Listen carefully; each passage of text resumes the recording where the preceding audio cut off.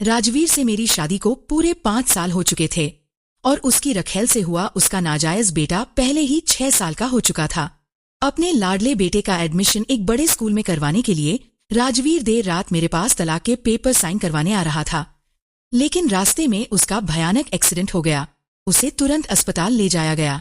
वहां उसकी रखेल डॉक्टरों से इलाज बंद करने की बात कर रही थी, लेकिन मैंने अपने पति को बचाने के लिए पूरी जान लगा दी। आखिर में राजवीर बच तो गया, लेकिन हमेशा के लिए कोमा में चला गया। उसकी सारी दौलत मेरे हाथ आ गई और उसकी रखेल पूरी तरह पागल हो गई। उस रात देर से अचानक मेरा फोन बजा। अनन्या, चलो तलाक ले लेते हैं। ठीक है। राजवीर अपनी बात पूरी भी नहीं कर पाया था कि मैंने बीच में ही शांत आवाज में जवाब दे दिया। मेरी इतनी जल्दी हामी भरने पर वो साफ हैरान रह गया। कुछ देर तक फोन पर सिर्फ खामोशी रही। फिर उसने धीरे से पूछा, तलाक के पेपर्स कब साइन करेंगे? मैंने होठों पर आने वाली मुस्कान दबाते हुए बिल्कुल सामान्य आवाज में कहा, जब चाहो। फोन रखने के बाद मैंने खुद के लिए एक नियम तोड़ दिया। मैं हमेशा अपनी सेहत का बहुत ध्यान रखती थी, लेकिन उस रात मैंने खुद के लिए रेड वाइन का एक ग्लास डाला। धीरे धीरे ग्लास घुमाते हुए मैं खिड़की के बाहर अंधेरे शहर को देखती रही और मेरे होठों पर हल्की मुस्कान खिलती चली गई। राजवीर को बिल्कुल अंदाजा नहीं था कि मैं कब से उसके मुंह से तलाक शब्द सुनने का इंतजार कर रही थी। 3 साल पहले मुझे पता चला था कि वो मुझे धोखा दे रहा है और शादी से पहले ही उसकी रखेल से उसका एक बेटा भी था। उस वक्त मेरा दिल पूरी तरह टूट गया था। मैं उसी पल उससे सारे रिश्ते खत्म कर देना चाहती थी, लेकिन मेरी जिंदगी में तलाक जैसी कोई चीज नहीं थी, सिर्फ विधवा होना था। इसलिए मैंने चुपचाप सारी बेइज्जती सह ली और पूरे 3 साल धैर्य से इंतजार करती रही। इतना लंबा इंतजार करने के बाद अब आखिरकार सब खत्म होने वाला था। मैंने एक ही घूंट में पूरा वाइन खत्म कर दिया और थोड़ी ही देर बाद अच्छी खबर आ गई। राजवीर मेरे पास आते वक्त एक्सीडेंट का शिकार हो गया था। डॉक्टर ने मुझे फोन किया। क्योंकि कानूनी तौर पर मैं उसकी पत्नी थी, इसलिए उन्होंने मुझे अस्पताल आकर कागजों पर साइन करने को कहा। जब मैं अस्पताल पहुंची, डॉक्टर राजवीर की एक्सरे रिपोर्ट हाथ में लिए खड़े थे। हर सेकंड के साथ उनका चेहरा और गंभीर होता जा रहा था। आखिर में उन्होंने भारी आवाज में सिर हिला दिया। मरीज के दिमाग को बहुत गंभीर चोट पहुंची है। अगर ये बच भी गया तो पूरी जिंदगी कोमा में रह सकता है। परिवार वाले चाहें तो इलाज रोकने के बारे में सोच सकते हैं। कमरे के अंदर उसकी रखेल अस्पताल के बेड के पास बैठी थी। उसका एक हाथ पट्टियों में बंधा हुआ था और गले में लटका था। दूसरे हाथ से वो आंसू पोंछ रही थी।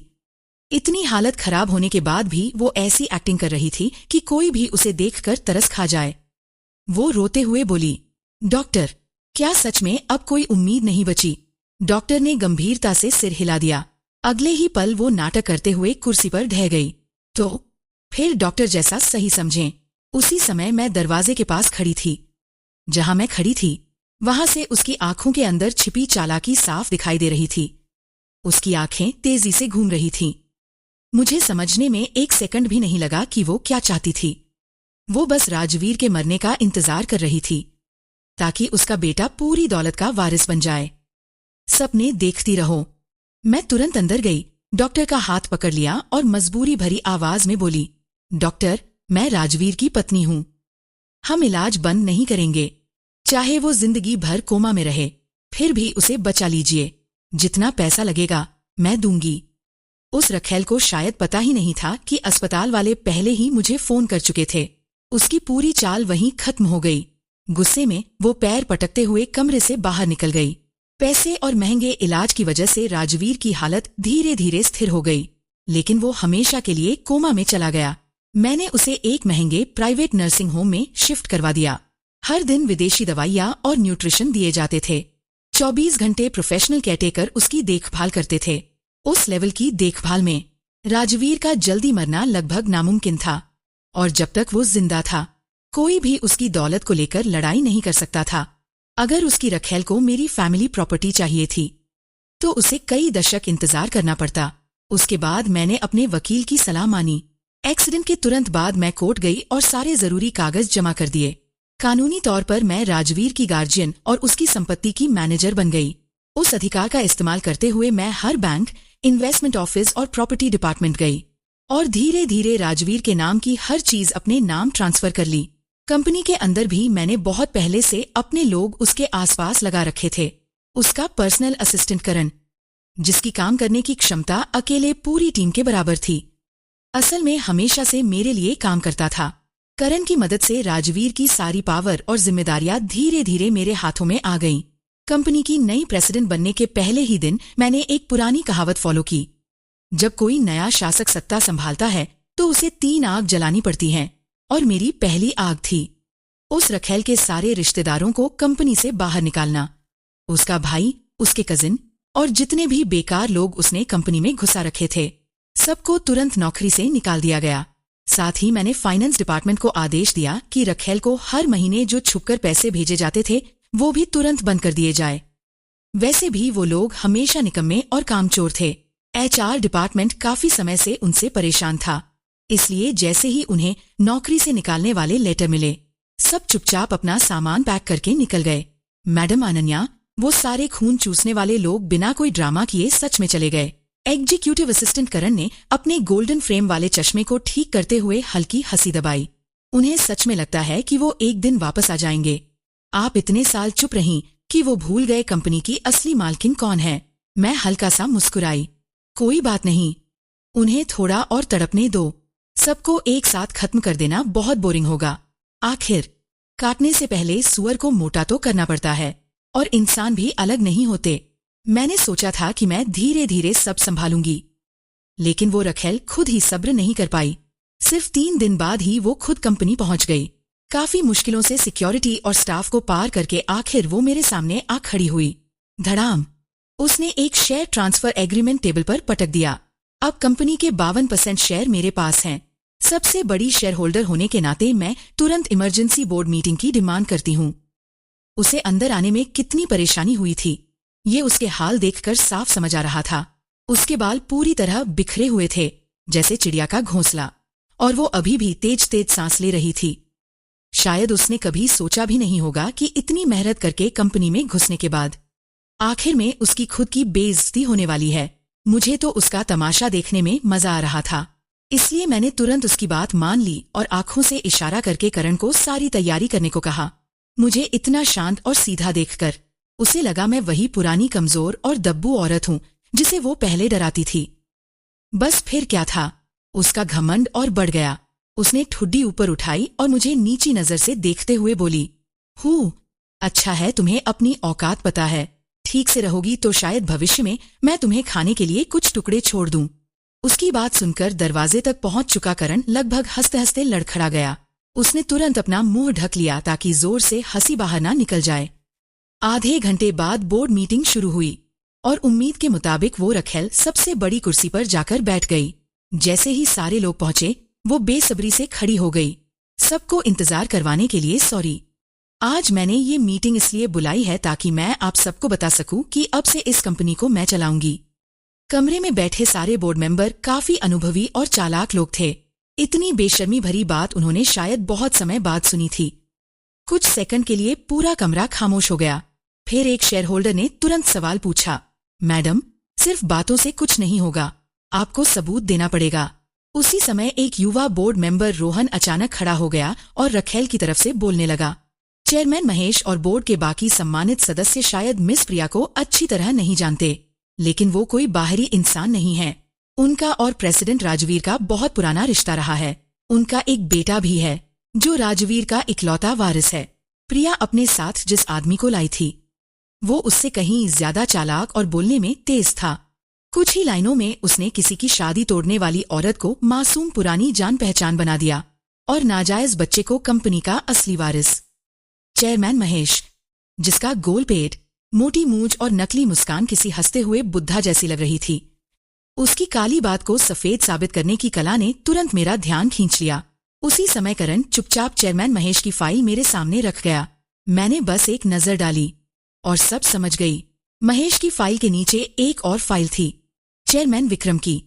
मैं आराम से फाइलें पलट ही रही थी कि तभी विक्रम भी आगे बढ़कर रखेल का साथ देने लगा। दोस्तों, राजवीर के एक्सीडेंट की खबर से हम सब दुखी हैं, लेकिन मैं पूरी तरह समझ सकता हूँ कि उन्होंने अपने बेटे की मां को शेयर क्यों ट्रांसफर किए। आखिर बच्चा उनका अपना खून है। मुझे उम्मीद है कि यहाँ मौजूद सभी लोग राजवीर की आखिरी इच्छा का सम्मान करेंगे। प्रिया, प्लीज वो असली शेयर ट्रांसफर एग्रीमेंट सबको दिखाइए ताकि सभी लोग उसे ध्यान से देख सकें। ये दोनों आदमी साफ तौर पर प्रिया पहले से अपने साथ लेकर आई थी। दोनों एक दूसरे का पूरा साथ दे रहे थे। एक लाइन वो बोलता, अगली लाइन दूसरा संभाल लेता। उनकी एक्टिंग देखकर ऐसा लग रहा था जैसे आज प्रिया का यहाँ आना पूरी तरह सही और जायज हो।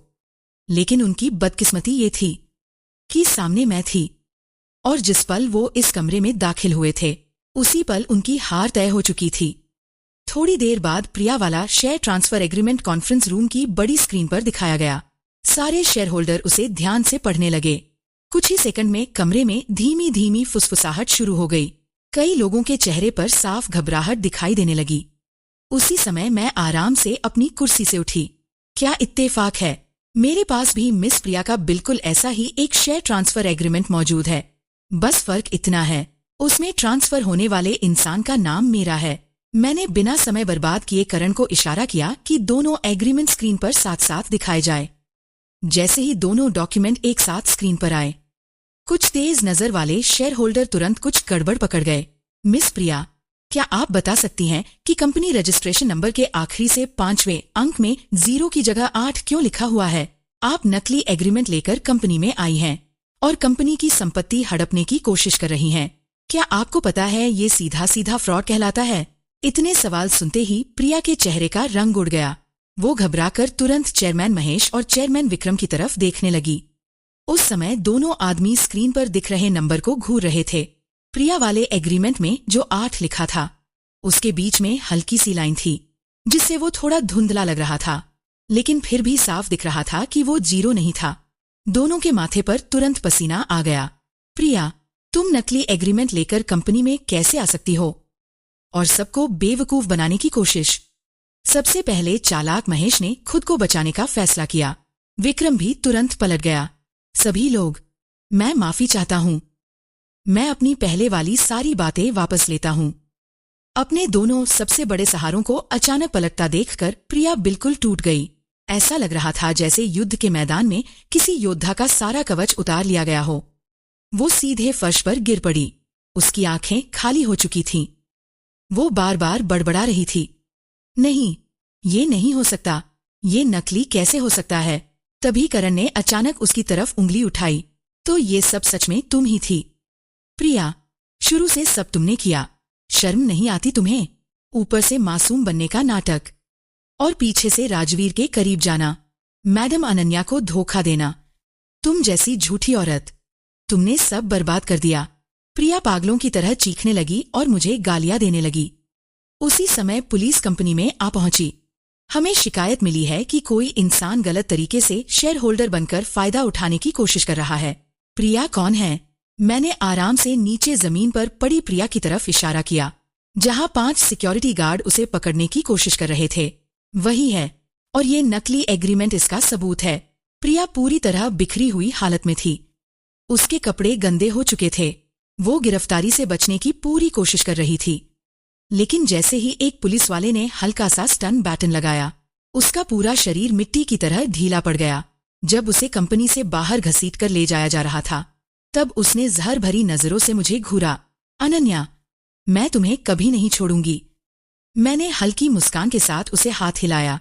अच्छा है, क्योंकि मैंने भी तुम्हें छोड़ने का कभी इरादा नहीं किया था, मेरी प्यारी पुरानी क्लासमेट। शायद प्रिया को लगा था कि इतने सालों में बदलने के बाद मैं उसे पहचान नहीं पाऊंगी। कितनी भोली थी वो। 3 साल पहले जब मुझे राजवीर के अफेयर के बारे में पता चला था, तब मैंने चुपचाप उन दोनों की पूरी जांच करवाई थी, यहां तक कि राजवीर भी असल में शुरू से प्रिया द्वारा मेरे करीब आने के लिए इस्तेमाल किया गया मोहरा था। जब मुझे पता चला कि मेरी मासूम दिखने वाली पुरानी क्लासमेट ने इतने बड़े प्लान के तहत ये सब किया था, तो मैं पूरे 1 हफ्ते तक अपने प्राइवेट साइकोलॉजिस्ट के पास जाती रही। तब जाकर मैं खुद को संभाल पाई।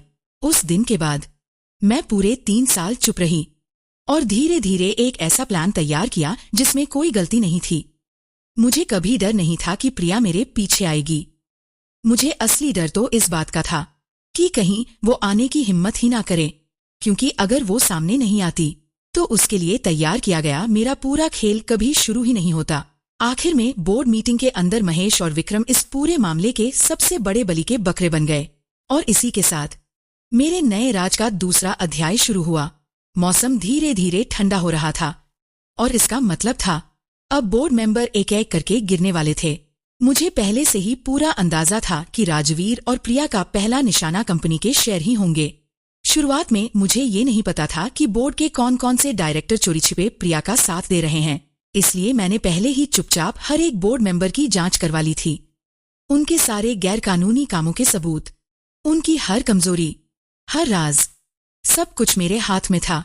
लेकिन चेयरमैन महेश और चेयरमैन विक्रम की बदकिस्मती ये थी कि उनमें बिल्कुल भी सब्र नहीं था। उन्होंने बहुत जल्दी खुद को बेनकाब कर दिया और फिर मेरे पास उन्हें बाकी लोगों के लिए उदाहरण बनाने के अलावा कोई रास्ता नहीं बचा। जब दोनों चालाक बूढ़ों को पूरी स्थिति समझ में आ गई तो उन्होंने अपने अहंकार से ज्यादा अपनी जान बचाना सही समझा। आखिर में दोनों ने चुपचाप कंपनी के सारे शेयर मुझे मार्केट कीमत से 50% कम दाम में बेच दिए। उसके बाद दोनों हमेशा के लिए कंपनी छोड़कर चले गए। वहीं दूसरी तरफ प्रिया पर आधिकारिक तौर पर धोखाधड़ी की कोशिश का केस दर्ज हो गया और उसे लंबी कानूनी और नैतिक शिक्षा के लिए सीधे पुलिस स्टेशन ले जाया गया। लेकिन जब वो आखिरकार घर वापस लौटी तब तक मैं उसके लिए एक बहुत खास सरप्राइज तैयार कर चुकी थी। मैं आराम से डिनर कर रही थी और फोन पर अपने प्राइवेट डिटेक्टिव द्वारा भेजी गई तस्वीरें देख रही थी। तस्वीरों में प्रिया और उसका बेटा अपने लग्जरी अपार्टमेंट से बेइज्जती के साथ बाहर निकाले जा रहे थे। तस्वीरें देखकर मैंने संतोष से हल्का सा सिर हिलाया। बुरा नहीं, ये तो सच में भूख बढ़ाने वाला नजारा है। लेकिन जैसे ही मैंने ये कहा तभी अचानक एक अनचाहा मेहमान गुस्से में मेरे घर के अंदर घुस आया। अनन्या, तुम बहुत घटिया औरत हो। राजवीर की माँ आ चुकी थी। अंदर आते ही उन्होंने उंगली दिखाकर मुझ पर चिल्लाना शुरू कर दिया। मैंने आराम से नैपकिन से अपना मुंह साफ किया और उनके पीछे खड़ी मुस्कुराती हुई प्रिया की तरफ देखा। उसी पल मुझे सब समझ आ गया। मेरा बेटा वहां बेहोश पड़ा है और तुमने मुझसे ये बात छुपाई। आखिर तुम्हारा इरादा क्या है? तुमने तो मेरे पोते का घर तक बेच दिया। क्या तुम इंसान भी हो? पत्थर दिल औरत। सच कहूं तो मैंने काफी सोच समझकर राजवीर के एक्सीडेंट की बात उसकी माँ से छुपाई थी। पहली वजह ये थी कि वो अभी भी हमारे गांव में रहती थी, जो मुंबई से बहुत दूर था।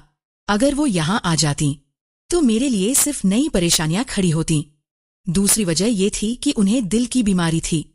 अगर अचानक ये खबर सुनकर उन्हें कुछ हो जाता तो शायद मुझे भी थोड़ा अपराध बोध होता। मैंने सब कुछ पहले से सोच रखा था, लेकिन मैंने कभी ये उम्मीद नहीं की थी कि राजवीर की माँ पहले ही चुपचाप मुंबई पहुंच चुकी होंगी और उन्हें खबर देने वाली सिर्फ प्रिया ही हो सकती थी।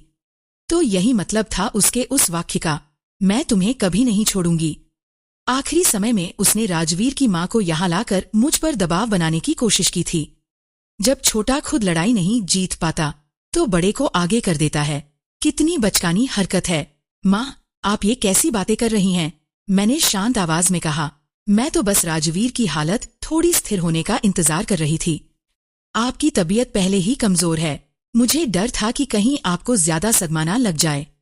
लेकिन मेरी बात सुनने के बाद भी राजवीर की माँ शांत नहीं हुई। तो फिर ये बताओ, उन्होंने गुस्से से कहा, तुमने वो घर क्यों बेच दिया जहां मेरा प्यारा पोता रहता था? क्या तुम चाहती हो कि मेरे बेटे का इकलौता वारिस सड़क पर आ जाए? अनन्या, तुम इतने अमीर घर से हो, लेकिन तुम्हारा दिल किसी जहरीली औरत से भी ज्यादा काला है। आज वो पूरी तैयारी करके आई थी। उन्होंने तुरंत उस नाजायज बच्चे को अपने पास खींच लिया और प्यार से कहा, डर मत मेरे बच्चे, आज से तू अपनी दादी के साथ यही रहेगा। देखते हैं कौन तुझे यहाँ से निकालता है।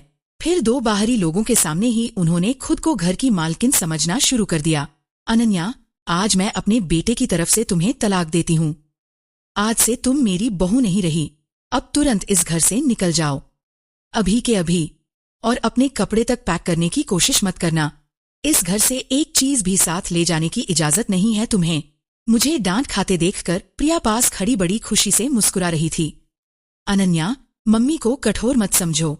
आखिर तुम खुद तो कभी मां बन नहीं सकी। तुमने कभी राजवीर के बेटे की परवाह नहीं की, और वही तो मम्मी का इकलौता प्यारा पोता है। उसने नाटक करते हुए लंबी सांस ली। मैंने तुम्हें पहले भी समझाया था, लेकिन तुम क्या समझोगी? तुम्हारे खुद के बच्चे थोड़ी हैं। जब तुम बूढ़ी हो जाओगी ना, तो किसी वृद्धाश्रम में अकेली पड़ी रहोगी। सुना है वहाँ बूढ़ों के साथ बहुत बुरा व्यवहार होता है। वो जगह तो जैसे जीता जागता नरक होती है। उसकी ये बातें शायद राजवीर की माँ को डरा सकती थीं। लेकिन अगर मेरे पास पैसा और आजादी हो, तो मुझे अकेले बूढ़ा होने से डर क्यों लगेगा? इतने पैसों में तो मैं दर्जनों लोगों को अपनी देखभाल के लिए रख सकती हूँ। मैं बस सोफे पर शांत बैठी रही। चेहरे पर कोई भाव नहीं था और आराम से प्रिया का तमाशा देखती रही। जब उसे समझ आया कि उसकी बातों का मुझ पर कोई असर नहीं हो रहा, तो वो तुरंत गुस्से से भड़क उठी। अनन्या, तुम्हें पसंद हो या ना हो, मम्मी फैसला कर चुकी हैं। आज से हम हमेशा के लिए इसी घर में रहेंगे। शायद तुम्हें अभी तक पता नहीं है, लेकिन मैंने मम्मी के साथ लीगल सपोर्ट एग्रीमेंट साइन कर लिया है और उसे नोटरी से भी प्रमाणित करवा लिया है। अब से मम्मी जहाँ रहेंगी, मैं और मेरा बेटा भी वही रहेंगे। तो ये था प्रिया का असली प्लान। गांव से चुपचाप राजवीर की मां को मुंबई लाने के बाद उसने पहले ही अपनी अगली चाल तैयार कर रखी थी। सीधे मुझसे लड़ाई हारने के बाद अब वो राजवीर की मां और उनके लीगल सपोर्ट अधिकारों का इस्तेमाल करके परिवार की संपत्ति में हिस्सा चाहती थी। एक रखेल का इतनी बेशर्मी से किसी को मां बुलाना सच में शर्मनाक था।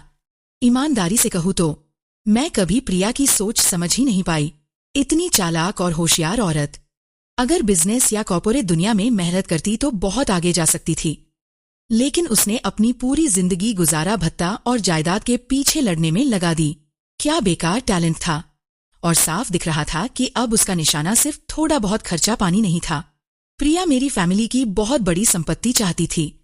अगर भविष्य में राजवीर मर जाता तो कानून के हिसाब से 3 मुख्य वारिस होते, और राजवीर की मां के साथ किए गए उस नोटरी वाले सपोर्ट एग्रीमेंट की वजह से प्रिया लगभग 2/3 संपत्ति लेकर जा सकती थी। मैंने सच में उसकी लालच को कम समझ लिया था। इस औरत की भूख बिल्कुल आम नहीं थी। सबसे बड़ी परेशानी ये थी कि राजवीर की मां प्रिया और उसके बेटे को अनमोल खजाने की तरह मानती थी। ठीक है, फिर अगर सब लोग मिलकर एक खुशहाल परिवार बनने का नाटक करना चाहते हैं, तो मैं भी खुशी खुशी विलेन बन जाती हूँ। मैंने बिना एक सेकंड गवाए अपना फोन निकाला और राजवीर की मां के सामने एक वीडियो चला दिया। वीडियो में डॉक्टर की आवाज गूंज रही थी। मरीज के दिमाग को बहुत गंभीर नुकसान पहुंचा है। अगर इन्हें बचा भी लिया गया तो ये जिंदगी भर वेजिटेबल स्टेट में रहेंगे। परिवार चाहे तो इलाज रोकने के बारे में सोच सकता है। वीडियो में प्रिया जोर जोर से रो रही थी। उसके आंसू लगातार बह रहे थे। डॉक्टर, क्या सच में राजवीर के बचने की कोई उम्मीद नहीं है? तो हम आपकी सलाह मान लेते हैं। वीडियो पूरा खत्म भी नहीं हुआ था कि राजवीर की मां अचानक गुस्से में प्रिया पर टूट पड़ी। उन्होंने उसके बाल पकड़ लिए और लगातार थप्पड़ मारने लगी। तू चाहती थी मेरे बेटे का इलाज बंद हो जाए? चटाक। तू चाहती थी मेरा बेटा मर जाए? चटाक। अचानक उनका हाथ हवा में ही रुक गया। मैं साफ देख सकती थी कि उन्हें सांस लेने में परेशानी हो रही थी, लेकिन फिर भी वो हाफते हुए प्रिया की तरफ उंगली दिखाकर बोली, तू बहुत घटिया औरत है। मेरे बेटे ने तुझ पर इतना भरोसा किया और तू डॉक्टरों को उसका इलाज रोकने बोल रही थी। तेरे अंदर जरा भी दिल नहीं है। मैंने देखा उनका चेहरा गुस्से से धीरे धीरे बैंगनी पड़ने लगा था। मैंने तुरंत नौकर को आदेश दिया, जल्दी डॉक्टर को बुलाओ अभी। राजवीर की मां इस समय बिल्कुल नहीं मर सकती थी। आखिर उनका प्यारा 6 साल का पोता अभी भी उन्हीं के भरोसे था। फैमिली डॉक्टर बहुत जल्दी आ गए। अच्छी बात ये रही कि समय पर इलाज मिल गया, इसलिए उन्हें सिर्फ हल्का स्ट्रोक आया था। डॉक्टर ने बताया कि उनके शरीर का निचला हिस्सा अभी अस्थायी रूप से लकवाग्रस्त हुआ है। अगर सही इलाज और एक्सरसाइज होती रही तो लगभग 2 महीने में वो फिर से खड़ी हो सकती हैं। हालांकि पूरी तरह पहले जैसी ठीक होंगी या नहीं, ये कहना मुश्किल था। कमाल है, कम से कम अगले 2 महीने घर में शांति रहने वाली थी। सच कहूँ तो मैं इस नतीजे से बहुत खुश थी। मैंने तुरंत राजवीर की मां के अगले 2 महीनों का पूरा अस्पताल खर्च एडवांस में जमा कर दिया। मां, आप बस आराम से अस्पताल में रहकर अपना इलाज करवाइए। खर्चों की बिल्कुल चिंता मत कीजिए। मैंने पहले सोचा था कि आपके लिए कोई प्रोफेशनल केयरटेकर रख दूं, लेकिन मुझे डर था कि बाहर वाले आपका ठीक से ध्यान नहीं रखेंगे। अब जब मिस प्रिया आधिकारिक तौर पर आपकी लीगल सपोर्ट गार्जियन बन चुकी हैं, तो अब आपकी देखभाल का जिम्मा भी उन्हें ही उठाना चाहिए। मुर्गी चुराने चली थी और अपना चावल गवा बैठी। प्रिया मुझे फंसाना चाहती थी, लेकिन खुद ही जाल में फंस गई। उसका चेहरा तुरंत पछतावे और गुस्से से भर गया। उधर राजवीर की माँ भी आखिरकार प्रिया की असली सच्चाई देख चुकी थी। मौत के मुंह से बचने के बाद अब वो पहले की तरह आंख बंद करके प्रिया का साथ नहीं दे रही थी। आखिर में बूढ़ी औरत ने फैसला सुनाया, ठीक है, हम अपनी बहू की बात मानेंगे। अस्पताल में मेरी देखभाल प्रिया ही करेगी, लेकिन मेरा प्यारा बड़ा पोता भी मेरे साथ रहेगा। और अनन्या, हमारे लिए एक बड़ा प्राइवेट हॉस्पिटल रूम बुक करवा देना। मैंने खुशी खुशी हामी भर दी। बीमार होने के बाद भी उन्हें अपने प्यारे पोते की ही चिंता थी। अब पूरा परिवार खुशी खुशी अस्पताल में साथ रहेगा और मेरे सिर पर एक भी बोझ नहीं छोड़ेगा। सच कहूँ तो वो सच में कितनी महान औरत थी। भला मैं उनकी बात कैसे मना कर सकती थी। मैं तुरंत मुस्कुराई और बोली, बिल्कुल माँ, आप चिंता मत कीजिए, मैं आपके लिए हर चीज बिल्कुल परफेक्ट तरीके से अरेंज कर दूंगी।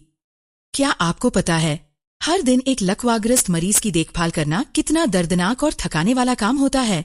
अस्पताल द्वारा भेजे गए सख्त केयर शेड्यूल के हिसाब से प्रिया का असली दुस्वप्न अब शुरू हो चुका था। सुबह ठीक 6 बजे नर्सें प्रिया को उठाती थीं ताकि वो पूरी रात पहने हुए डायपर बदल सके। उसके बाद उसे राजवीर की माँ को साफ करना पड़ता, उनके शरीर का निचला हिस्सा पोंछना पड़ता और पूरी बेडशीट बदलनी पड़ती। सुबह 7 बजे नर्सों की निगरानी में प्रिया को पूरे 1 घंटे तक राजवीर की माँ की मालिश करनी पड़ती और उनकी पीठ थपथपानी पड़ती। सुबह 8 बजे उसे भागकर अस्पताल की कैंटीन जाना पड़ता, नाश्ता लाना पड़ता और फिर अपने हाथों से राजवीर की माँ को एक एक निवाला खिलाना पड़ता। जब तक ये सब खत्म होता तब तक सुबह के 9 बज चुके होते। प्रिया को खुद खाने के लिए सिर्फ 10 मिनट मिलते थे। जल्दी जल्दी 2 निवाले ब्रेड के मुंह में डालती, क्योंकि ठीक 9:10 पर नर्सें उसे फिर बुला लेती। उसे व्हील चेयर पर राजवीर की माँ को बाहर घुमाने ले जाना पड़ता, ताज़ी हवा और एक्सरसाइज के लिए। नर्सें पूरे समय उस पर नजर रखती थीं और आमतौर पर वो लोग 2 घंटे बाद वापस आते थे। फिर दोपहर में यही पूरा सिलसिला दोबारा शुरू हो जाता। दिन पर दिन प्रिया लगभग 24 घंटे बिना रुके काम करती थी और उसे मुश्किल से 5 घंटे की नींद मिलती थी। सिर्फ पेशाब और गंदगी साफ करना ही नहीं, उसे राजवीर की माँ की लगातार डांट भी सुननी पड़ती थी। 1 हफ्ता भी पूरा नहीं हुआ था कि वो पूरी तरह टूट गई। एक रात प्रिया चुपचाप कैटेकर वाले कमरे से निकल गई। अब वो कंपनी के अंदर नहीं जा सकती थी, इसलिए उसने मुझे फोन किया और एक कैफे में मिलने बुलाया। पहले तो मुझे लगा वो फिर कोई नई चाल चलने वाली है, लेकिन इस बार हैरानी की बात ये थी कि प्रिया ने अपना पूरा घमंड नीचे रख दिया था। वो थकी हुई और बेबसी मेरे सामने बैठी थी और बहुत सावधानी से मुझसे एक सौदा करने लगी। अनन्या, अब मैं मानती हूँ, मैं तुमसे जीत नहीं सकती। अब मुझे ज्यादा कुछ नहीं चाहिए, बस मेरे बेटे के लिए 1 करोड़ रुपए दे दो और मैं उसे लेकर हमेशा के लिए गायब हो जाऊंगी। तुम हमें फिर कभी नहीं देखोगी। पैसे? नामुमकिन। मैं तुरंत मना करने वाली थी कि तभी प्रिया जल्दी से बोल पड़ी, प्लीज पहले मेरी बात पूरी सुन लो। तुम्हारे लिए 1 करोड़ कोई बड़ी रकम नहीं है। शायद तुम्हारे घर का साल भर का खर्चा भी इससे ज्यादा होगा। अनन्या, मैंने पहले ही बहुत समझौता कर लिया है। मेरे बेटे का DNA टेस्ट राजवीर से हो चुका है। अगर ये मामला कोर्ट में गया तो क्या तुम्हें सच में लगता है कि सिर्फ 1 करोड़ देकर बात खत्म हो जाएगी? मैं अब सच में थक चुकी हूँ। मुझे उस बूढ़ी औरत की सेवा अब और नहीं करनी। पैसे दे दो और मैं तुरंत गायब हो जाऊंगी। सबके लिए बेहतर नहीं होगा। जब उसने देखा कि मेरे चेहरे पर कोई फर्क नहीं पड़ा तो उसने अपनी मांग और कम कर दी। ठीक है, अगर 1 करोड़ ज्यादा लग रहा है तो अभी सिर्फ 10 लाख दे दो, बाकी पैसे बाद में जब मन करे दे देना। कैसा रहेगा? 10 लाख तुम्हारे लिए कुछ भी नहीं है। मैं एग्रीमेंट भी साइन कर दूंगी। अनन्या, देखो मैं कितना झुक चुकी हूँ। हम दोनों औरतें हैं। इस कॉफी को मेरी माफी समझ लो। मैं वादा करती हूँ इसके बाद तुम्हें कभी परेशान नहीं करूंगी। प्रिया मुझे मनाने की पूरी कोशिश कर रही थी, लेकिन मैं अब वो भोली स्कूल वाली लड़की नहीं थी। मैं अपनी पुरानी बेंच पार्टनर की मासूम बातों में दोबारा कभी नहीं आने वाली थी। उस समय वो मेरे सामने रोया करती थी कि उसके माता पिता हर दिन घर में लड़ते हैं, तलाक लेने वाले हैं और उसे घर जाने से डर लगता है। मुझे उस पर तरस आ गया था। मैं उसे अपनी दुनिया में ले आई थी ताकि वो पहली बार अपनापन और प्यार महसूस कर सके। उस उम्र में वो अपने परिवार से भावनात्मक रूप से पहले ही टूट चुकी थी, और दूसरी तरफ मैं उसी उम्र में अच्छे नंबर लाने वाली, समझदार और प्यार करने वाले परिवार में रहने वाली लड़की थी। मेरे पास वो दौलत थी जिसे पाने के लिए शायद उसे पूरी जिंदगी मेहनत करनी पड़ती। तब मुझे लगा था कि मैं बस एक अकेली दोस्त की मदद कर रही हूं, लेकिन असल में मैंने अनजाने में एक भूखी भेड़िया को अपने बिल्कुल करीब ले आई थी।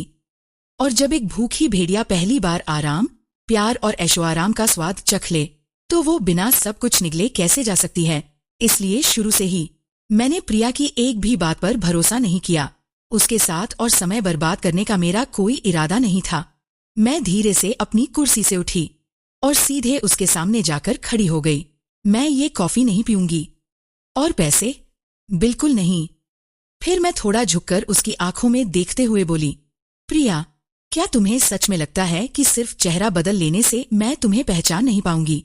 हमारी नजरें मिलते ही उसकी आंखों में डर चमक उठा। उसका शरीर अचानक सख्त हो गया। तो तुम्हें कब पता चला? मैं हल्का सा मुस्कुराई। खुद अंदाजा लगाओ। प्रिया अभी भी पूरी तरह उलझी हुई लग रही थी, लेकिन वो बातें कहने के बाद मैं बस शांत तरीके से मुड़ी और वहां से निकल गई। कैफे से बाहर आते ही मैंने सीधे एग्जीक्यूटिव असिस्टेंट करण को मैसेज भेजा, अब कैसीनो पर दबाव डालना शुरू कर दो। मैसेज भेजने के बाद मैं जानबूझकर थोड़ा घूमकर उसी कैफे के सामने वाली बिल्डिंग की दूसरी मंजिल पर बने रेस्टोरेंट में चली गई। मैंने खास तौर पर खिड़की के पास वाली सीट चुनी। वहां से नीचे कैफे साफ दिखाई दे रहा था और मैं देख सकती थी कि प्रिया किसी से फोन पर बुरी तरह झगड़ रही थी।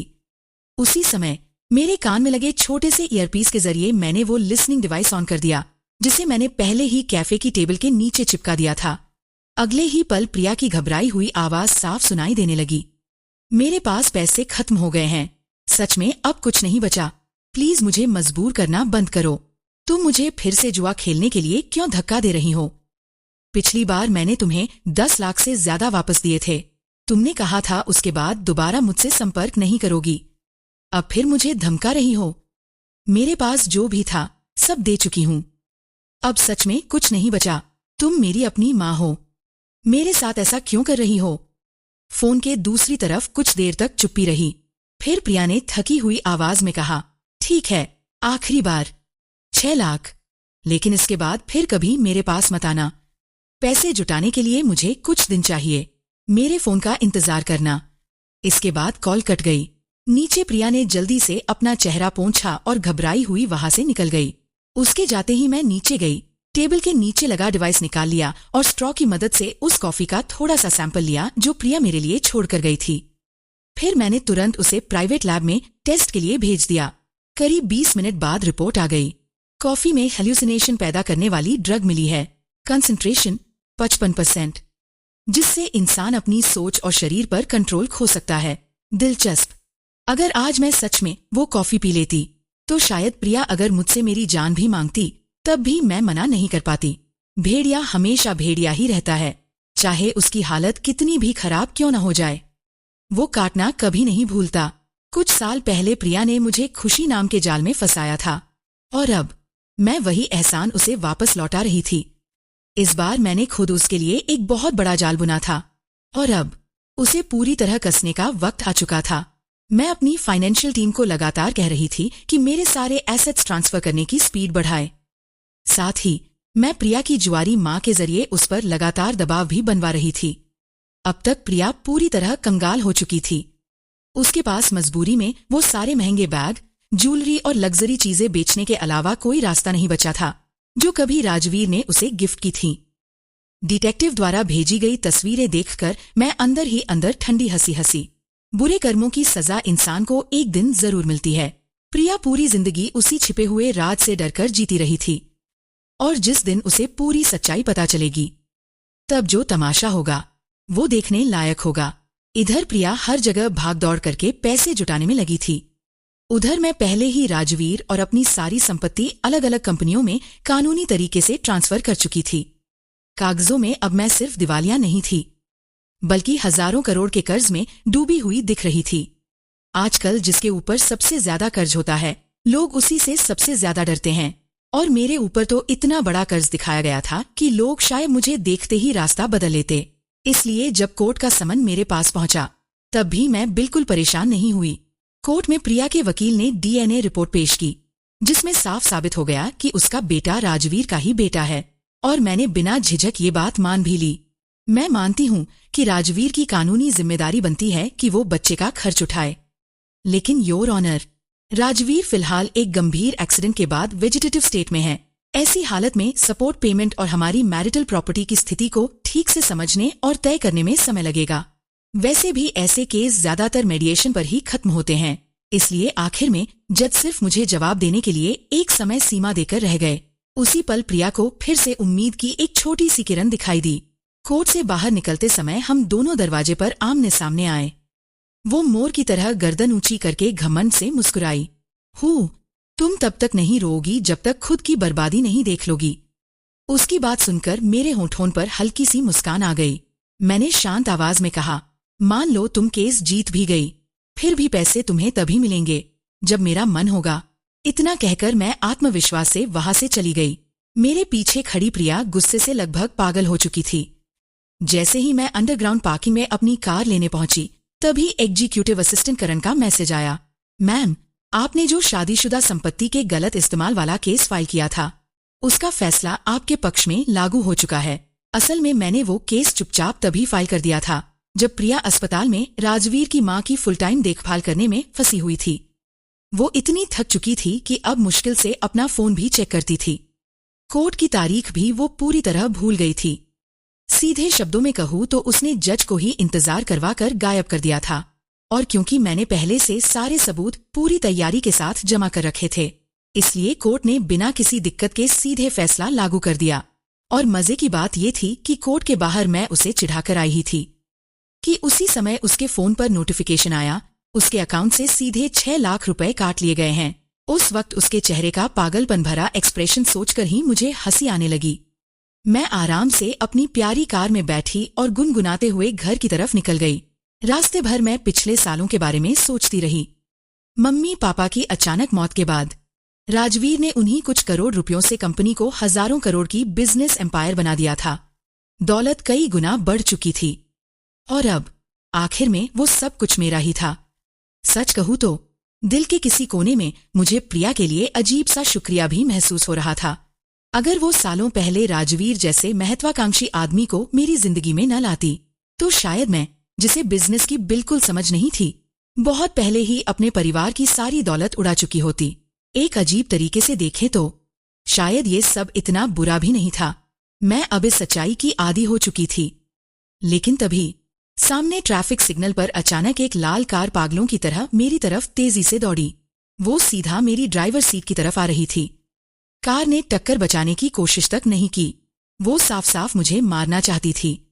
जब वो कार बेहद करीब आई, तभी मुझे उसके अंदर बैठी प्रिया की आंखों में जलती हुई नफरत और पागलपन साफ दिखाई दिया। वो सच में सड़क पर खुलेआम मुझे मारने निकल पड़ी थी। अनन्या, मैं तुम्हें मार डालूंगी। मेरे लगातार दबाव और उकसावे के बाद आखिरकार प्रिया पूरी तरह अपना दिमाग खो चुकी थी।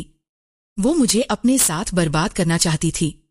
पागल, ये औरत पूरी तरह सनक चुकी थी। उस खतरनाक पल में मैंने पूरी ताकत से एक्सीलेटर दबा दिया। अब कार मोड़ने का कोई फायदा नहीं था। बस एक ही रास्ता था, पूरी स्पीड में आगे निकल जाना। उस वक्त मैं दिल से दुआ कर रही थी कि मेरी कोएनिक्सेग सच में उतनी ही तेज हो जितना लोग कहते हैं। सिर्फ 2.9 सेकंड में 0 से 100 किलोमीटर प्रति घंटा। कम से कम मेरी जान तो बच जाए। और शुक्र है, आखिरी सेकंड में कार बिजली की तरह आगे निकल गई। प्रिया की लाल कार बस मेरी कार के पीछे को हल्का सा छूते हुए निकली और बुरी तरह सड़क पर घूम गई। वो पास वाली लेन की दूसरी कार से टकराते कराते बची। अगले ही पल पीछे से हॉर्न और लोगों की गालियों की आवाजें आने लगी। मरना है क्या? गाड़ी चलानी आती भी है? मैंने लंबी सांस छोड़ी और धीरे धीरे कार की स्पीड कम की। तब तक प्रिया की कार काफी दूर निकल चुकी थी। उसी पल मुझे एक बात पूरी तरह समझ आ गई। प्रिया अब मानसिक रूप से अस्थिर हो चुकी थी। उस जैसी औरत सड़क पर चलते हुए टाइम बम जैसी थी। कोई नहीं जान सकता था कि वो अगली बार कौन सी पागल हरकत कर दे, और मैं बिल्कुल इंतजार नहीं कर सकती थी कि अगली मुसीबत खुद मेरे सिर पर आकर गिरे। घर पहुंचते ही मैंने तुरंत कैसीनो वालों को कहा कि प्रिया की मां पर और ज्यादा दबाव बनाया जाए। मैं चाहती थी कि उन दोनों की सांस तक रुक जाए। साथ ही मैंने कंपनी की पीआर टीम को आदेश दिया कि हर मीडिया प्लेटफॉर्म पर आधिकारिक घोषणा कर दी जाए कि राजवीर की हालत अब स्थिर हो चुकी है और आज से उसे उसी प्राइवेट नर्सिंग होम में शिफ्ट कर दिया गया है जहां राजवीर की मां रह रही थी। पहले मैं प्रिया को पूरी तरह निराशा में धकेलूंगी, फिर आखिरी पल में उसे उम्मीद की एक छोटी सी किरण दिखाऊंगी, क्योंकि मैं प्रिया को बहुत अच्छी तरह जानती थी। उसकी क्रूर फितरत को देखते हुए वो ऐसा मौका कभी नहीं छोड़ेगी। जल्दी या देर से उसका निशाना राजवीर ही बनने वाला था। आखिर जब वो आईसीयू में पड़ा था तभी से प्रिया उसकी मौत चाहती थी। सब कुछ तैयार करने के बाद मैंने कुछ बेहद प्रशिक्षित सिक्योरिटी गार्ड्स को नर्सिंग होम के स्टाफ के रूप में वहां तैनात कर दिया। उनका काम था 24 घंटे निगरानी रखना। साथ ही मैंने कुछ समय के लिए कंपनी का काम अलग रख दिया और खुद नर्सिंग होम के सामने खड़ी एक लग्जरी आरवी में रहने लगी, जहां से मैं हर ऑपरेशन को रियल टाइम में कंट्रोल कर रही थी। बहुत जल्द मुझे उस प्राइवेट डिटेक्टिव का मैसेज मिला जो 24 घंटे प्रिया का पीछा कर रहा था। प्रिया ने अभी अभी जहर की एक बोतल खरीदी है। ये मैसेज मिलते ही नर्सिंग होम के अंदर अचानक हलचल मच गई। रिपोर्ट, टारगेट पहचान लिया गया है। वो आदमी के भेष में है और फिलहाल पहली मंजिल के वॉशरूम में छिपी हुई है। मैं पहले ही प्रिया की तस्वीरें और वीडियो पूरी सिक्योरिटी टीम को दिखा चुकी थी। उनमें से ज्यादातर लोग रिटायर्ड स्पेशल फोर्स कमांडो थे। उन्हें इंसानों की बॉडी लैंग्वेज और हाव भाव पहचानने का काफी अनुभव था। प्रिया चाहे कितना भी अच्छा भेष बदल ले, फिर भी उनमें से कई लोग उसे तुरंत पहचान सकते थे। ठीक है, उसकी हर हरकत पर नजर रखो, मैंने शांत आवाज में आदेश दिया। लाइव कैमरा फुटेज में मैं साफ देख रही थी कि प्रिया वॉशरूम के अंदर नर्स की यूनिफॉर्म पहन रही थी, क्योंकि वो पहले काफी समय तक इसी नर्सिंग होम में राजवीर की मां की देखभाल कर चुकी थी। इसलिए उसे बिल्डिंग का हर कोना अच्छी तरह याद था। इसी वजह से वो आसानी से चौथी मंजिल के स्टाफ में घुल मिल गई। कुछ ही देर बाद दूसरा मैसेज आया। टारगेट सफलतापूर्वक रूम 404 में दाखिल हो चुकी है। रूम 404 यानी राजवीर का कमरा। उस समय वहां एक नर्स को राजवीर की रोज की फिजिकल थेरेपी और मसाज देनी थी। मैंने तुरंत वॉकी टॉकी पर पूछा, आज रूम 404 की नर्स कहाँ है? दूसरी तरफ से तुरंत जवाब आया। वो कमरे की तरफ जा रही थी, तभी टारगेट ने उसे देख लिया। प्रिया ने उसे बेहोश करके स्टोर रूम में बंद कर दिया है। लग रहा था आज किस्मत भी प्रिया को बर्बाद करने पर तुली हुई थी। ठीक है, 2 मिनट बाद अंदर जाओ, मैंने आखिरी आदेश दिया। लेकिन आखिर में राजवीर फिर भी मर गया। प्रिया भागने की कोशिश कर पाती, उससे पहले ही नर्सिंग होम के सतर्क स्टाफ ने उसे पकड़ लिया और सीधे पुलिस के हवाले कर दिया। उसी दिन सोशल मीडिया पर खबर आग की तरह फैल गई। प्रॉपर्टी हथियाने के लिए रखेल ने वेजिटेटिव बिजनेसमैन को जहर दिया। कुछ ही घंटों में ये खबर हर न्यूज चैनल, वीडियो ऐप और सोशल मीडिया प्लेटफॉर्म पर वायरल हो गई। लाखों लोग कमेंट सेक्शन में टूट पड़े। ज्यादातर आदमी प्रिया को एहसान फरामोश नागिन, सफेद आंखों वाली भेड़िया और दुनिया की सबसे खतरनाक औरत कह रहे थे। वहीं कई औरतें उसका मजाक उड़ा रही थीं। पूरा इंटरनेट रखेलों और प्रॉपर्टी के झगड़ों पर बहस करने लगा।